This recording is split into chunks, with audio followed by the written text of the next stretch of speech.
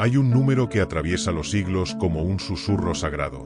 144.000. No son cualquier grupo. No están donde todos miran. No buscan fama, ni poder, ni gloria. Están marcados por el Cordero. En un mundo que se desmorona, ellos permanecen. En una época de mentira, ellos dicen la verdad. Y en medio de la oscuridad más profunda, brillan como antorchas vivas. ¿Quiénes son? ¿Qué significa ese número? ¿Pueden ser reales o son solo un símbolo? Y lo más importante, ¿podría ser tú uno de ellos? Bienvenidos a Iluminados. Hoy vamos a entrar en uno de los misterios más profundos del Apocalipsis. Un viaje que no solo desafía tu mente, sino que puede transformar tu alma. Hay números que parecen vacíos, fríos, sin alma, pero hay otros que llevan consigo un eco que atraviesa el tiempo. Un eco que vibra en lo profundo del alma humana. Uno de esos números es 144.000. No es una cifra común. No aparece en los libros de historia, ni en las estadísticas económicas. No es el número de una batalla, ni de una población, ni de una fecha clave. Es un número sagrado. Un número que duerme en las páginas del Apocalipsis como un tesoro escondido. Y sin embargo, ha sido motivo de debate, de estudio, de pasión y de esperanza durante siglos. 144.000. Pausa un momento. Pensalo. No suena como un número aleatorio. Tiene estructura. Tiene forma. Tiene misterio. Como si el mismo cielo hubiese dejado un código en las escrituras, una clave cifrada entre líneas, que no está allí para ser comprendida con la mente, sino para ser sentida con el corazón. Desde los primeros siglos del cristianismo hasta nuestros días, teólogos, místicos, estudiosos y simples creyentes han buscado comprender qué significa este número. ¿Es literal? ¿Es simbólico? ¿Es una élite, un grupo reservado, una comunidad espiritual?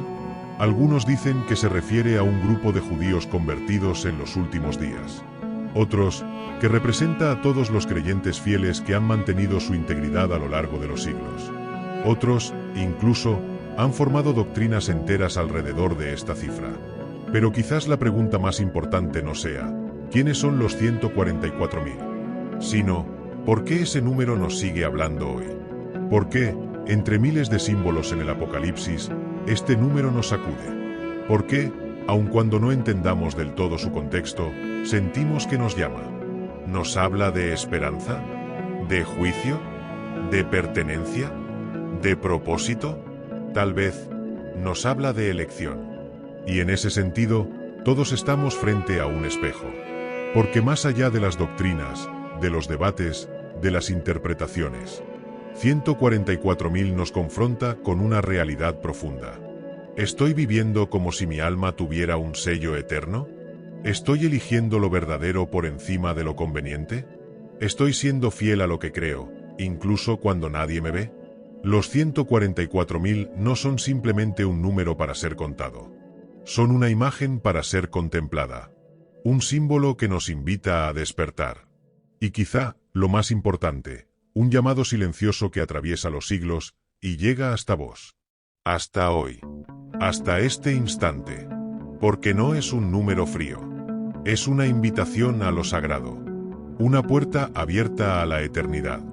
Cuando el Apocalipsis menciona a los 144.000 sellados, no lo hace de manera anónima ni genérica. Enumera cuidadosamente las tribus de las que provienen, 12 nombres, 12 pueblos, 12 raíces que forman un único árbol espiritual. Esas tribus no son solo nombres del pasado, son símbolos vivos. Son imágenes del alma humana en su búsqueda de fidelidad. No es un censo literal, sino un retrato espiritual del pueblo de Dios, compuesto por todos aquellos que han permanecido firmes, puros y fieles a lo largo de la historia. Curiosamente, en esta enumeración no se respeta el orden tradicional de los hijos de Jacob. En primer lugar aparece Judá, la tribu de donde nació el Mesías. Aunque en la genealogía natural Judá es el cuarto hijo, en esta visión profética ocupa el primer lugar. Es un gesto claro. El centro del nuevo pueblo de Dios no es la sangre ni la carne, sino la relación con Cristo. Judá representa el liderazgo espiritual, la realeza que ya no se basa en linaje humano, sino en una conexión divina. Es la tribu del león y del cordero al mismo tiempo, la que nos recuerda que todo comienza y termina en él. Le sigue Rubén, el primogénito biológico de Jacob, quien por su inestabilidad perdió su derecho de primogenitura. Sin embargo, aparece en la lista, porque en la economía de Dios, los errores no son sentencia definitiva. Rubén representa la posibilidad de ser restaurado, la esperanza de los que han caído y se han levantado. En él vemos que el pasado no define el destino de un alma cuando ésta vuelve a Dios. Después aparece Gad, tribu conocida por su coraje en la batalla. No era simplemente fuerte con las armas, sino con el corazón. Simboliza la lucha interior, el alma que no se rinde ante la tentación ni ante la adversidad. En un mundo que premia la comodidad, Gad nos recuerda que hay gloria en la resistencia espiritual, en la pelea silenciosa de cada día por mantenernos fieles. A continuación, aparece Aser, cuyo nombre significa feliz o bendecido. Su territorio fue fértil, rico en aceite. Aser nos habla de la abundancia de la gracia, de la alegría que surge de vivir bajo la bendición de Dios, no como recompensa material, sino como estado del alma. Representa a los que viven en paz, no porque todo les salga bien, sino porque han aprendido a confiar. Neftalí es como una cierva suelta, ágil y libre, pero no una libertad salvaje, sino una que corre hacia lo verdadero. Esta tribu representa a quienes no se dejan encadenar por las estructuras del mundo, sino que siguen su camino hacia la luz, incluso si eso significa ir contra la corriente. Es la libertad con propósito, la del alma que ha elegido moverse con el viento del espíritu. Luego viene Manasés, hijo de José, nieto de Jacob. Su presencia en la lista es reveladora, porque Manasés no es uno de los 12 hijos originales. Esto significa que hay lugar para los injertados, para los que no pertenecen al linaje natural pero han sido adoptados espiritualmente. Su nombre significa olvido de la aflicción, y en él encontramos a todos los que han sido sanados del dolor y han iniciado un nuevo camino. Manasés es símbolo del alma que renace. Simeón, por otro lado, fue criticado por su violencia, junto a su hermano Leví. Sin embargo, está aquí, en esta lista sagrada. Porque incluso los impulsos más oscuros pueden ser redimidos. Simeón nos habla del ímpetu que encuentra dirección, de la pasión que es purificada, del fuego interior que se convierte en luz. Leví, el hermano de Simeón, fue el padre de la tribu sacerdotal. No recibió territorio, sino la honra de servir en el templo. Leví representa la entrega absoluta, el alma que vive para lo sagrado. No busca poder ni tierras, sino la presencia de Dios. Hoy, muchos llevan dentro un corazón levítico, silenciosos, fieles, sin títulos pero con vocación de servicio. Isaacar fue descrito como un asno fuerte, paciente, trabajador. Pero también fue entendido en los tiempos, discernidor del momento. Simboliza la sabiduría práctica, la que sabe cuándo hablar y cuándo callar, cuándo avanzar y cuándo esperar. Isaacar es la mente despierta y el corazón atento, un alma estoica que no se deja llevar por las emociones del momento. Zabulón vivía junto al mar y se dedicaba al comercio. Era una tribu abierta, en constante movimiento. Representa la expansión del reino, la misión, el deseo de llevar la luz a los confines del mundo. Zabulón es el alma que no se guarda la fe para sí, sino que la comparte, que sale, que busca, que lleva esperanza donde hay sombra. José reemplaza a Efraín, su hijo, probablemente debido a las rebeliones e idolatría que marcaron a esta última tribu. José, sin embargo, es el ejemplo de fidelidad en medio de la injusticia. Vendido, encarcelado, olvidado, pero jamás amargado. Su historia es la de un corazón que sigue confiando, aunque todo parezca perdido. José nos recuerda que la victoria espiritual no siempre se ve, pero siempre florece. Finalmente, aparece Benjamín, el más joven, el hijo del dolor y también el hijo de la diestra. Aunque pequeño, tuvo un papel clave en la historia de Israel. Benjamín representa a los que el mundo considera insignificantes, pero que Dios exalta. La humildad, la sencillez, la fe sin pretensiones. Porque en el reino, los últimos serán los primeros. Pero así como hay nombres presentes, también hay dos ausentes, Dan y Efraín. Sus omisiones no pasan desapercibidas. Dan, asociado con la serpiente en las bendiciones de Jacob, fue uno de los centros de idolatría en el reino del norte. Efraín, aunque poderoso, también cayó en rebelión y desvío espiritual. Esto nos enseña que la pertenencia a la comunidad de Dios no depende del linaje, sino del corazón. La idolatría, en todas sus formas, poder, ego, mentira, autosuficiencia, puede alejar incluso a quienes alguna vez estuvieron cerca. Así, la lista de las 12 tribus en el Apocalipsis no es una genealogía literal. Es una composición espiritual. Cada tribu representa un aspecto del carácter, una cualidad del alma redimida. Y los 12.000 de cada una no marcan una cantidad exacta, sino una totalidad perfecta. Un pueblo completo, equilibrado, múltiple y profundamente humano. Los 144.000 no son simplemente una cifra. Son un símbolo viviente. No son una élite cerrada, sino un reflejo de lo que podemos ser cuando vivimos desde lo más profundo del alma. Cada tribu, cada nombre, cada historia, nos recuerda que Dios no busca perfección externa, sino fidelidad interna. Que lo que cuenta no es de dónde venimos, sino hacia dónde vamos. Y que todos, de alguna manera, estamos llamados a formar parte de ese pueblo invisible que ha sido sellado no con tinta, sino con fuego. En el corazón del Apocalipsis, entre visiones de ángeles, juicios y cataclismos, hay una imagen serena pero poderosa, un grupo de personas que han sido selladas en la frente. No con fuego, ni con cicatrices, sino con un sello espiritual que solo Dios puede colocar. Este acto silencioso es una declaración de pertenencia. Es Dios diciendo, estos son míos. Me pertenecen. No se perderán. El sello en la frente no es un símbolo vacío. Es una respuesta directa al drama cósmico que se desarrolla en el libro de Apocalipsis. Mientras el mundo entero parece sumido en confusión, idolatría y corrupción, hay un remanente que no se ha contaminado. Un grupo que, en vez de recibir la marca de la bestia, ha sido sellado por Dios mismo. Esta distinción es absoluta. No se trata de una marca física, sino de un compromiso del alma, de una lealtad inquebrantable. No todos la llevan, no todos la desean. Porque el sello exige fidelidad, pureza, verdad, y no todos están dispuestos a sostener esas virtudes cuando son puestas a prueba. Sellar la frente tiene una carga simbólica inmensa.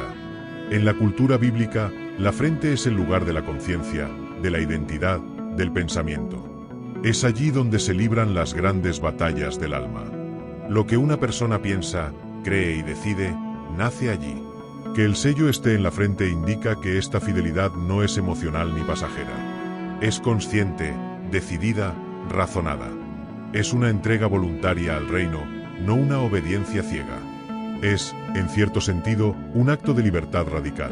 Elegir a Dios sobre todas las cosas, incluso cuando el mundo ofrece caminos más cómodos. Este sello recuerda también a otros momentos en la Biblia. En Ezequiel 9, un ángel marca en la frente a todos los que suspiran y gimen por las abominaciones cometidas en la ciudad. Esa marca los protege del juicio que vendrá.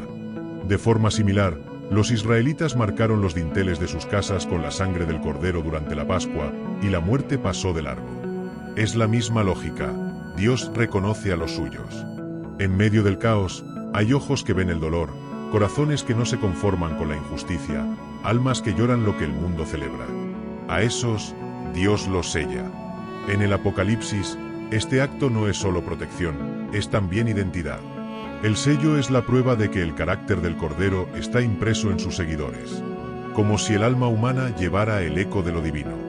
No una marca visible a los ojos del mundo, pero sí evidente en las decisiones, en la forma de vivir, en el amor con que se actúa incluso en tiempos oscuros. Pero el sello también implica un riesgo. Porque ser de Dios no garantiza una vida sin dificultades. Al contrario, el que es sellado será probado, purificado, expuesto. Como el oro en el fuego. Llevar el sello en la frente es una declaración de guerra al sistema del mundo. Es decir, no me inclino ante los ídolos de esta era. No cedo al miedo. No vendo mi alma por seguridad. Y eso, muchas veces, genera rechazo, soledad, incomprensión. Pero también trae paz. Una paz que no depende de las circunstancias, sino de la certeza de estar en las manos del Eterno.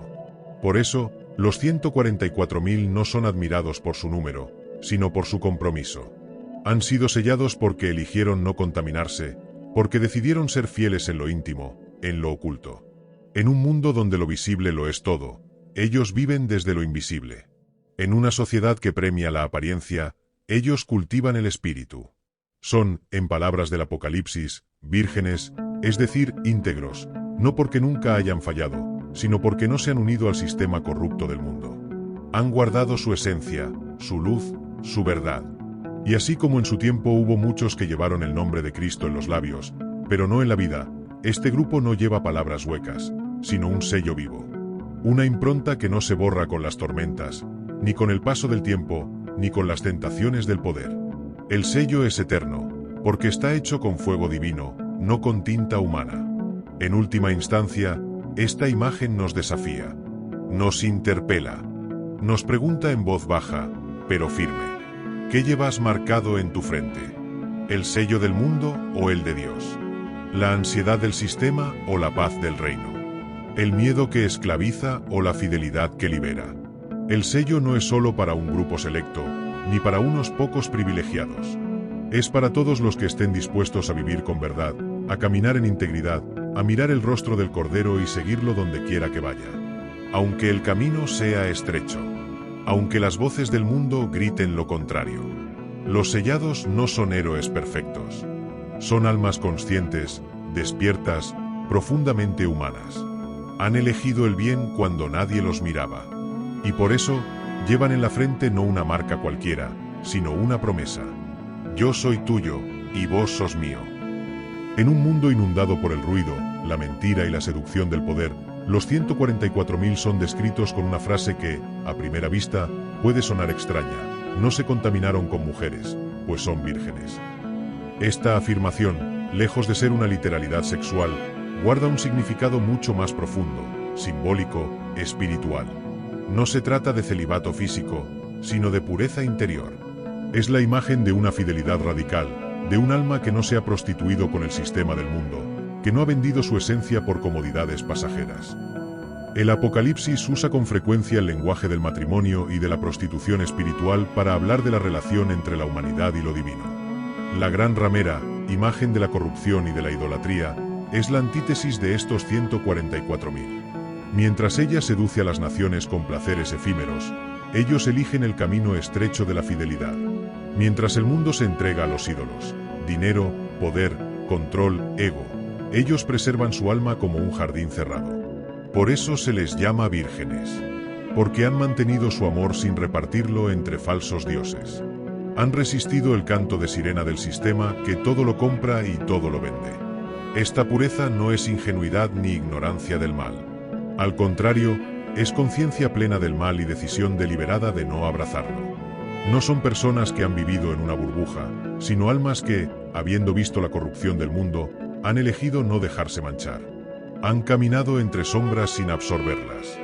Han mirado el abismo y han decidido no saltar. Ser vírgenes es haber guardado algo que hoy casi parece anacrónico: la integridad del corazón. En tiempos en los que todo se negocia, la verdad, los principios, incluso la fe, estos hombres y mujeres no han negociado nada. No se han mezclado con las estructuras que promueven el egoísmo, la codicia o la violencia disfrazada de justicia. No se han dejado engañar por la apariencia de religiosidad que esconde soberbia o ambición. Ellos caminan con una claridad interna que el mundo no entiende. Y esa claridad, esa pureza, esa lucidez, es lo que los hace diferentes. Este tipo de pureza no se construye en un día. No nace del miedo ni del legalismo, sino del amor. Porque solo ama de verdad quien se guarda, quien se entrega por completo, quien no se divide entre 1000 dioses falsos. En este sentido, los 144.000 son como la figura del alma amada en el Cantar de los Cantares, que se reserva para su amado y no se entrega a los extraños. Esa imagen, tan poética como radical, nos invita a pensar: ¿qué tan divididos estamos? ¿Cuántas veces damos un poco a Dios y otro poco al sistema? ¿Cuántas veces guardamos silencio donde deberíamos hablar, y hablamos donde deberíamos guardar silencio? Ellos no. Ellos han elegido una fidelidad total, una entrega sin fisuras. Por eso el texto dice que siguen al Cordero a donde quiera que va. No lo siguen por conveniencia, no lo siguen porque les garantiza éxito. Lo siguen porque han sido conquistados por su verdad, por su dulzura, por su justicia. Y lo siguen incluso cuando el camino los lleva por el desierto, por la cruz, por el rechazo. Esa fidelidad no nace de la emoción, sino de la decisión más profunda del alma. Y en esto, la pureza que se les atribuye no es arrogancia moral, sino humildad consciente. Son puros porque han vivido examinándose, cuestionándose, limpiando su interior una y otra vez. No son mejores que otros, simplemente han elegido no traicionarse. No han permitido que el barro del mundo opaque el brillo de su conciencia. Y en un tiempo donde todo parece corromperse, la política, la religión, las relaciones, incluso la verdad, ellos son un faro silencioso que no se apaga. Los estoicos hablaban del ideal del sabio, aquel que vive conforme a la naturaleza, que permanece inmutable frente a la corrupción del mundo, que no se contamina con pasiones desordenadas ni se entrega a la opinión de la multitud. Epicteto enseñaba que no son las cosas las que nos dañan, sino nuestra opinión sobre ellas, y que la libertad auténtica está en conservar el alma limpia ante el juicio del mundo. En este sentido, los 144.000 son los sabios espirituales del Apocalipsis, no por su conocimiento teórico, sino por su dominio interior. Han practicado el mayor acto de libertad, decidir no ser esclavos del mundo. Han entendido que la pureza no es represión, sino poder, que la fidelidad no es rigidez, sino amor verdadero. Y sobre todo, han abrazado la idea de que hay un bien supremo, el bien con mayúscula, que no se compra ni se vende, que no cambia con las modas, y que merece ser seguido hasta el final. Ese bien es el Cordero.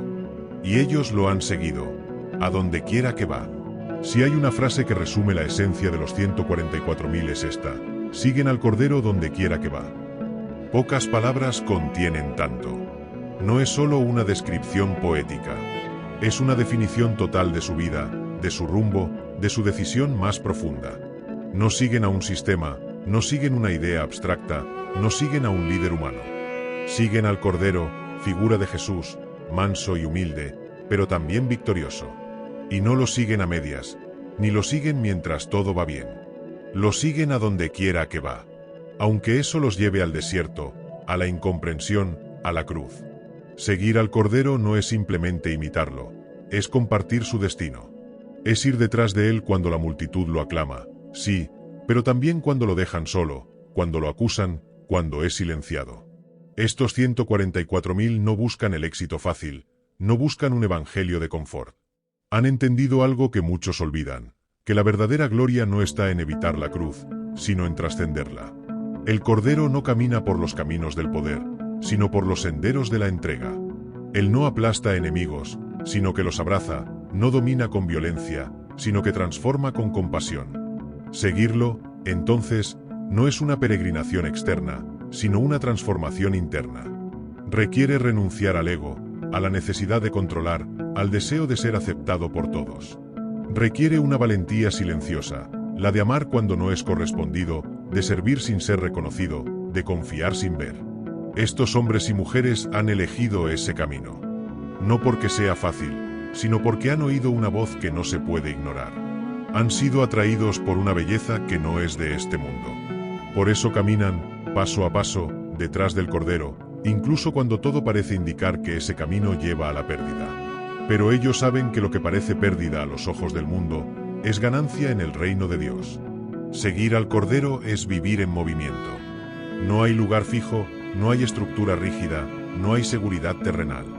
Es la vida del peregrino, del caminante, del que no se instala ni se acomoda. Y en eso se parecen mucho a Abraham, el padre de la fe, que salió sin saber a dónde iba, solo porque había oído una promesa. También se parecen al pueblo de Israel en el desierto, que seguía la nube y la columna de fuego, sin mapa, sin garantías. Es la espiritualidad del éxodo constante, del que entiende que la fidelidad no es un momento, sino un camino. Y ese camino no es solitario. Porque quien sigue al Cordero, termina encontrándose con otros que también lo siguen. Así se forma el pueblo, la comunidad invisible, la hermandad silenciosa de los que han renunciado al mundo sin renunciar al amor. Caminan juntos, aunque a veces ni se conozcan. Se reconocen por la mirada limpia, por la palabra sincera, por el gesto de servicio. No necesitan grandes templos ni títulos rimbombantes. Les basta con una certeza: Él va delante y yo voy detrás. En esta época donde muchos buscan líderes que les digan qué hacer, los 144.000 han elegido al único guía que no impone, sino que invita. Y esa invitación es constante. El Cordero sigue caminando, siempre hacia adelante, y a veces sus pasos parecen llevar a lugares inciertos. Pero quien ha probado su voz, no puede volver atrás. porque sabe que el camino más incierto con él es más seguro que cualquier trono sin él. El sabio estoico no sigue la opinión de la mayoría, sino la razón, el logos. En eso se parece profundamente a los 144.000, que no siguen las voces del mundo, sino la voz interior del Cordero, que les habla desde el centro de su conciencia. Marco Aurelio decía, el camino correcto es seguir la razón, aunque nadie más lo haga. Para el creyente, ese logos no es impersonal, sino una persona, Cristo, el Cordero, el Verbo vivo. Seguirlo a donde quiera que va es el acto supremo de libertad. Porque uno deja de estar atado a los resultados, a la aprobación, al miedo. Es la libertad de elegir la fidelidad por encima del éxito, la compasión por encima del juicio, la humildad por encima del aplauso. El verdadero sabio, diría Séneca, es aquel que vive conforme a la virtud, y no al vaivén de las circunstancias. Y en este sentido, los 144.000 son los sabios del Apocalipsis. Caminan con el alma despierta, con la mirada fija en el único que vale la pena seguir. Y eso los hace invencibles. Hay una expresión en el Apocalipsis que pesa como una revelación y brilla como un misterio. Estos fueron redimidos de entre los hombres como primicias para Dios y para el Cordero. La palabra redimidos no debe pasar desapercibida. Implica un rescate, un precio, una intervención directa del cielo en la historia de lo humano. No se redime lo que no tiene valor. No se rescata lo que no se ama. Los 144.000 han sido comprados, no con oro ni con plata, sino con sangre. No con promesas vacías, sino con entrega total. Este grupo ha sido rescatado de un sistema que uniforma, que seduce, que atrapa con placeres momentáneos y cadenas invisibles. El Apocalipsis deja claro que estos no son como los demás, no porque sean mejores, sino porque han sido sacados, separados, elegidos. Han sido tomados de entre los hombres, como si la humanidad entera estuviera caminando hacia un abismo, y Dios tendiera la mano para detener a algunos. No al azar, no por favoritismo, sino por una disposición interior que los vuelve capaces de escuchar el llamado, de responder al Cordero, de dejarlo todo por él. Ser redimido implica reconocer que no se puede salvar uno mismo. Implica aceptar que hay una esclavitud de la que solo el amor divino puede liberarnos. Y eso, en una época obsesionada con la autosuficiencia, es profundamente revolucionario. Los 144.000 no se glorían de su virtud. Se reconocen rescatados. No se creen superiores. Se saben elegidos para una misión, ser primicias. Ser los primeros frutos de una humanidad nueva, libre, entregada al reino. La imagen de las primicias nos conecta con la antigua práctica hebrea de ofrecer a Dios lo mejor y lo primero de la cosecha. No se trataba de cantidad, sino de calidad. Las primicias eran una declaración de fe. Lo primero es para Dios, y confío en que Él proveerá el resto. Así, los 144.000 se presentan no solo como salvos, sino como ofrenda viva, como lo mejor de la humanidad que se entrega al Creador. No son trofeos divinos. Son semillas. Son los primeros brotes de una tierra renovada. Un anticipo de lo que será la plenitud. Pero para ser redimido, hay que dejar atrás. No se puede llevar todo. El que es rescatado de un naufragio no pregunta por sus maletas. El que escapa del fuego no se preocupa por el mobiliario. El que es salvado, simplemente se agarra fuerte de la mano que lo levanta. Y esa actitud es la que define a los 144.000. Han soltado lo que otros se niegan a soltar. Han renunciado a lo que muchos consideran esencial: prestigio, poder, comodidad, aceptación social. Han entendido que nada de eso puede comprarse con la sangre del Cordero. Redimidos de entre los hombres. Es una frase que también sugiere un camino solitario. Porque cuando alguien se separa del sistema, inevitablemente se vuelve extraño para los demás. Estos hombres y mujeres han sido incomprendidos, incluso ridiculizados. Han caminado en sentido contrario. Han sido luces en la noche. Y han pagado el precio de esa diferencia. Pero lo han hecho con alegría. Porque saben que han sido llamados para Dios y para el Cordero. No para una causa abstracta, no para una institución. Para una relación viva, íntima, real. Por eso, no tienen necesidad de gloria humana. No viven para el aplauso. Su mirada está fija en aquel que los redimió. Su identidad no está anclada en títulos, ni en logros, ni en reconocimientos. Está escrita en el cielo, donde el Cordero camina con ellos, donde la historia no se mide por éxitos, sino por fidelidad. El estoicismo nos enseña que el sabio es aquel que ha sido liberado de las pasiones, que ya no depende de lo externo, que ha conquistado la única libertad verdadera, la del alma. Epicteto decía que el hombre sabio no necesita otra cosa que su virtud. Y esa virtud es lo que lo salva del caos del mundo. En este sentido, ser redimido es, también, ser liberado de lo que esclaviza interiormente. Los 144.000 han sido rescatados no solo del mundo externo, sino del mundo interior donde habitan el miedo, la codicia, el deseo de reconocimiento. Han practicado, como los estoicos, el arte de vivir conforme a un principio superior. Pero mientras el estoico sigue la razón natural, ellos siguen al Cordero, la razón hecha carne, el logos viviente. Han sido redimidos porque han entregado su voluntad, no a los vaivenes del mundo, sino a una verdad que no cambia. Han descubierto que la verdadera libertad no consiste en hacer lo que uno quiere, sino en querer lo que es bueno. Y por eso, ya no pertenecen al mundo. Ahora pertenecen a Dios. Entre las muchas cualidades que se mencionan de los 144.000, hay una que brilla con una fuerza especial, aunque pase desapercibida para muchos lectores. Dice el texto, y en sus bocas no fue hallada mentira. Puede parecer un detalle menor en comparación con las visiones apocalípticas, las trompetas o los sellos. Pero no lo es. Esta afirmación encierra una de las esencias más puras del carácter de estos elegidos. La verdad habita en ellos. No es simplemente que digan la verdad. Es que no hay falsedad en su interior. Son personas cuya palabra no se divorcia de su corazón. En un mundo donde el engaño se ha convertido en estrategia, donde la mentira es la moneda corriente en la política, en los negocios, incluso los vínculos más íntimos, estos hombres y mujeres han elegido un camino radical, la transparencia absoluta. La verdad no es solo un valor para ellos. Es un modo de existencia. No maquillan la realidad. No manipulan con sus palabras. No prometen lo que no cumplirán. No simulan ser lo que no son. Han renunciado al arte de la máscara, ese viejo hábito humano que busca agradar, controlar o protegerse. Y esa renuncia es un acto profundamente espiritual. Porque solo puede vivir en la verdad quien ya no tiene miedo de ser lo que es. Cuando el texto dice que no se halló mentira en sus bocas, está diciendo que han alcanzado una pureza de palabra que nace de una pureza de intención. Sus palabras no engañan, no hieren gratuitamente, no buscan impresionar. Son palabras que edifican, que iluminan, que consuelan. Porque provienen de un corazón alineado con lo eterno. Y esa coherencia, entre lo que son y lo que dicen, es uno de los mayores milagros del alma humana. La mentira es una forma de violencia, aunque a veces venga envuelta en seda. Es una traición al otro, pero también a uno mismo. Cada vez que mentimos, nos fragmentamos un poco más. Cada vez que usamos la palabra para torcer la realidad, creamos una grieta en nuestra alma. Los 144.000 han cerrado esas grietas. Han dejado de usar su boca como arma y la han convertido en instrumento de luz. No es casual que en la Biblia, desde el Génesis hasta el Apocalipsis, la verdad esté asociada a la vida y la mentira a la muerte.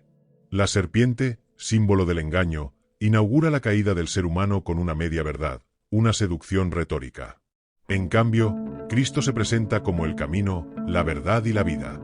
Y quien lo sigue, como los 144.000, entra en esa lógica del reino. La verdad no es negociable, porque sin ella, todo se desmorona.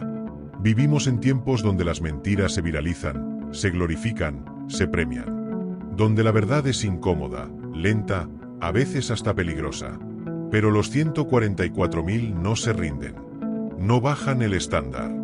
Han elegido habitar en la verdad, aun si eso los hace solitarios, incomprendidos, perseguidos. Porque saben que la verdad no es solo un discurso, es una presencia. Una fuerza divina que los habita y los sostiene. Y por eso sus palabras no tienen sombra. No son discursos vacíos, ni frases hechas. Son palabras llenas de sustancia, de eternidad, de belleza. Son palabras que sanan, que liberan, que anuncian. Palabras que reflejan lo que ellos mismos son, almas limpias, lenguas purificadas, espíritus verdaderos. Los estoicos, y especialmente Epicteto y Séneca, insistían en que el sabio debía ser totalmente sincero, tanto consigo mismo como con los demás. no porque la verdad fuera cómoda, sino porque era el único camino hacia la virtud. El mentiroso, decían, vive dividido, esclavo de sus propias ficciones. En cambio, el sabio es uno consigo mismo. Su alma no contradice su palabra, su acción no contradice su pensamiento. Esta idea se conecta con la espiritualidad profunda de los 144.000. Ellos viven en unidad interior. Han alcanzado lo que los filósofos y los místicos llaman congruencia. No hay doblez, no hay simulación. Y eso, más que una proeza moral, es una liberación espiritual. Porque no hay mayor descanso que vivir sin máscaras, hablar sin temor, actuar sin contradicción. El mundo premia la astucia, pero el cielo honra la verdad. Y los 144.000 han elegido ese honor silencioso. Han decidido vivir como si cada palabra que dijeran fuera escuchada por Dios. Y lo es. En medio de una generación marcada por la confusión, por la mezcla de valores, por la constante dilución de lo sagrado, los 144.000 resplandecen como una excepción viviente. El texto dice que son sin mancha delante del trono de Dios. Es una declaración profunda, poderosa, casi escandalosa para nuestra sensibilidad contemporánea. ¿Sin mancha? ¿Sin culpa? ¿Sin pecado? ¿Cómo puede ser eso posible? Para entenderlo, primero hay que dejar de pensar en la pureza como perfección moral inalcanzable. La mancha, en la visión bíblica, no es simplemente una falta externa. Es una herida interior, una desviación del propósito original, una desconexión del Creador.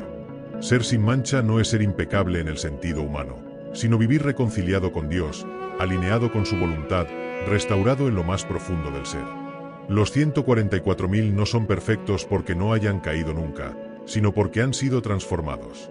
No son impecables por mérito propio, sino porque han pasado por el fuego y han salido como oro refinado. Han sido lavados en la sangre del Cordero, como lo dice Apocalipsis 7 y 14.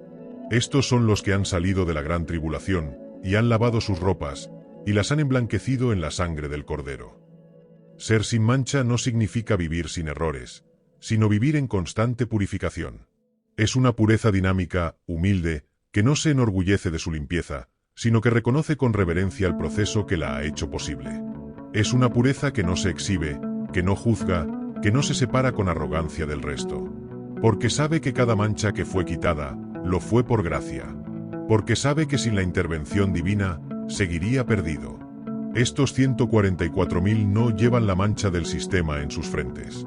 No han aceptado la marca de la bestia, ni han cedido ante la idolatría del poder o del dinero. Sus pensamientos han sido consagrados. Su mirada ha sido santificada. Su conciencia ha sido sellada por la presencia del Cordero. Y por eso pueden estar de pie, sin vergüenza, delante del trono de Dios. En un mundo donde la moral se vuelve relativa, donde todo se negocia, donde los límites se corren según la conveniencia, ellos han permanecido firmes. Han preferido el rechazo antes que la complicidad. Han elegido lo correcto, aun cuando eso significara perderlo todo. Y esa coherencia radical los ha llevado a un estado de pureza que no puede ser explicado por las leyes humanas. Solo puede ser comprendido a la luz de la eternidad. No se mancharon con el odio, ni con la mentira, ni con la codicia. No se dejaron seducir por las apariencias ni por la fama. No se vendieron. No se callaron. No traicionaron su fe. Y eso, en estos tiempos, es más que un acto de virtud. Es un testimonio viviente. Son, como diría Pablo, cartas abiertas que todos pueden leer, aunque no todos comprendan. Su pureza es un grito silencioso. Un mensaje sin palabras. Una luz que no se apaga. Están limpios no porque se hayan escondido del barro, sino porque han pasado por él sin perder su esencia. Porque han confiado en la voz que los llamaba, en la sangre que los limpiaba, en el amor que los sostenía. Y esa limpieza no los hace orgullosos. Los hace humildes. Porque saben que han sido preservados para algo más grande. Porque han sido llamados no solo a estar limpios, sino a ser testigos de que la pureza todavía es posible. Aún en este mundo. Así lo declara el salmista, en un eco profético que parece hablar directamente de ellos. ¿Quién subirá al monte de Jehová? ¿Y quién estará en su lugar santo? El limpio de manos y puro de corazón. El que no ha elevado su alma a cosas vanas, ni jurado con engaño. Salmo 24, 3-4. Ellos han subido ese monte. Ellos están de pie en su lugar santo, porque han sido lavados, purificados y sostenidos por el Cordero. Y no hay mancha en ellos. En la cima del monte Sión, junto al Cordero, los 144.000 entonan un cántico nuevo. No es una melodía común, ni una repetición de antiguas alabanzas. Es un canto que nadie más puede aprender. Una canción única, intransferible, irrepetible. Solo ellos pueden cantarla. Solo ellos conocen su tono, su ritmo, su profundidad. ¿Por qué? Porque solo ellos han vivido lo que expresa. Porque el canto no surge del talento musical, sino de la experiencia espiritual. Este cántico no ha sido compuesto por hombres, ni transmitido por tradición. Nace de lo profundo del alma. Brota como un fruto maduro después de la tormenta. Es un canto que ha sido gestado en el dolor, en la perseverancia, en la fidelidad. No es una melodía para entretener, es una expresión pura del alma redimida. Nadie más lo puede aprender, dice el texto, Apocalipsis 14, 3, sino aquellos que fueron redimidos de entre los hombres. Porque para entonar ese canto, no basta con oírlo, hay que haber sido rescatado. Hay que haber pasado por el fuego. Hay que haber seguido al Cordero por caminos oscuros, sin saber a dónde llevaba la ruta, pero confiando en su voz. Cada nota de ese cántico nuevo es una cicatriz sanada. Cada acorde, una prueba superada. Cada palabra, una victoria sobre el pecado, sobre el miedo, sobre uno mismo. Es el lenguaje del alma que ha sido transformada. No se puede enseñar en un aula. No se puede memorizar. Solo se aprende viviéndolo. Este cántico también representa la identidad renovada. En la Escritura, cantar un cántico nuevo siempre está asociado a un nuevo acto de liberación divina, a un giro providencial, a una salvación que supera lo esperado. El Salmo 40 lo expresa con claridad. Puso luego en mi boca cántico nuevo. Alabanza a nuestro Dios. Verán esto muchos, y temerán, y confiarán en Jehová. Salmo 40, 3. El cántico nuevo de los 144.000 no es solo para ellos. Es una señal, un testimonio, un llamado. Cuando lo entonan, el mundo espiritual escucha. Cuando elevan su voz, algo se sacude en los cielos. Porque su canto no es para entretener, sino para revelar. Revelar que Dios es fiel. Que su salvación es real. Que aún en medio del caos y del juicio, hay un grupo que ha sido preservado, purificado, escogido. Y al cantar, los 144.000 conectan el cielo y la tierra. Son como sacerdotes del fin de los tiempos, ministrando no en un templo de piedra, sino desde el mismo corazón del Cordero. Su canto es adoración, pero también es guerra espiritual. Es gratitud, pero también es victoria. Es gozo, pero también es memoria. Cada estrofa recuerda el viaje, las luchas, las lágrimas, la gracia. No todos pueden cantar así. No todos quieren pagar el precio de ese cántico. Porque para entonar esa melodía, hay que haberse vaciado del ego, del orgullo, de la vanidad. Hay que haberse rendido al ritmo del Cordero, incluso cuando parecía llevar al sacrificio. Solo desde ese lugar de obediencia y amor absoluto puede surgir una canción tan pura, tan llena de cielo. Y así, en el monte Sión, los 144.000 no solo están de pie. Están cantando. Porque no basta con resistir. No basta con sobrevivir. Han aprendido a transformar su historia en alabanza. A convertir su lucha en poesía. A hacer de su vida una ofrenda sonora. Y ese cántico, aunque solo ellos pueden cantarlo, resuena en todos los que anhelan la redención. Es un canto que despierta la esperanza. Que anuncia lo que viene. Que proclama la fidelidad de Dios hasta el fin. Así como en el Salmo 96 se invita a toda la creación a unirse al gozo de lo nuevo, los 144.000 se convierten en los primeros en cantar este himno de eternidad. Cantad a Jehová cántico nuevo. Cantad a Jehová, toda la tierra. Cantad a Jehová, bendecid su nombre. Anunciad de día en día su salvación. Salmo 96, 1-2. Ellos lo cantan primero. Pero no lo harán solos por siempre. Su cántico nuevo es solo el comienzo. El preludio de una sinfonía eterna que un día entonará toda la creación. Apocalipsis 14 los llama primicias para Dios y para el Cordero. No son los únicos redimidos, pero sí los primeros en ser apartados, consagrados, transformados.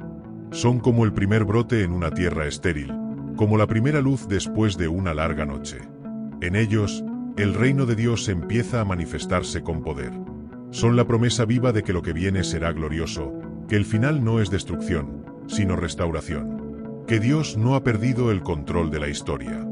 Estos 144.000 son las primeras notas de una melodía que abarcará toda la creación. Son las columnas del nuevo templo, las antorchas del nuevo día, los representantes visibles de un reino que ya está en marcha, aunque todavía no ha sido plenamente revelado.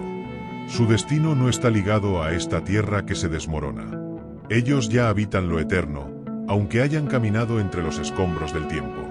No son una élite espiritual, ni se glorifican a sí mismos. Son testigos. Son luz en medio de la oscuridad. Son evidencia de que es posible ser fiel, que es posible vivir sin contaminarse, que es posible seguir al Cordero hasta el final. No son superhombres. Son hombres y mujeres comunes que decidieron no ceder cuando todo les invitaba a rendirse. Son seres humanos que eligieron el reino invisible por encima del sistema visible. Y ahora están con él.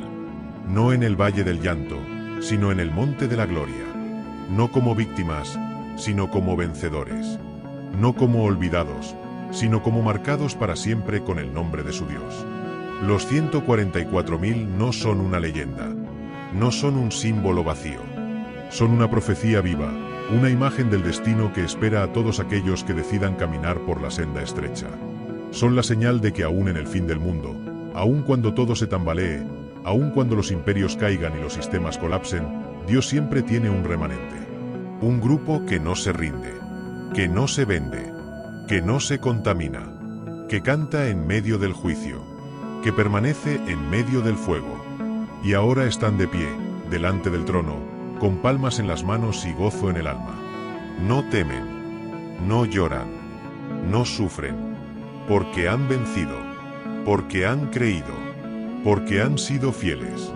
La pregunta es inevitable. La pregunta es personal. La pregunta atraviesa el alma como una espada silenciosa. ¿Serías tú capaz de ser uno de ellos? ¿Podrías renunciar a la mentira, al miedo, al sistema, al ego, para seguir al Cordero por donde quiera que él vaya? ¿Podrías resistir la presión, la soledad, la burla, por la esperanza de una gloria que aún no ves? ¿Estás dispuesto a no pertenecer al mundo, con tal de pertenecer al reino? Ellos ya eligieron. ¿Y tú? ¿Ya elegiste? Si este mensaje tocó algo en tu interior, si te hizo pensar, si te estremeció el alma aunque sea un poco, no estás solo. En este canal, Iluminados, buscamos lo mismo: despertar, entender, profundizar, vivir con propósito. Cada historia, cada símbolo, cada palabra tiene una chispa de eternidad escondida. Suscríbete, activa la campanita y compartí este vídeo con alguien que necesite escuchar esta verdad. Deja tu comentario. ¿Crees que estamos cerca de ver a los 144.000 levantarse? Y si querés que exploremos otros misterios del Apocalipsis, déjalo abajo. Todo esto recién comienza. Nos vemos en el próximo vídeo. Hasta entonces, que la luz te encuentre despierto.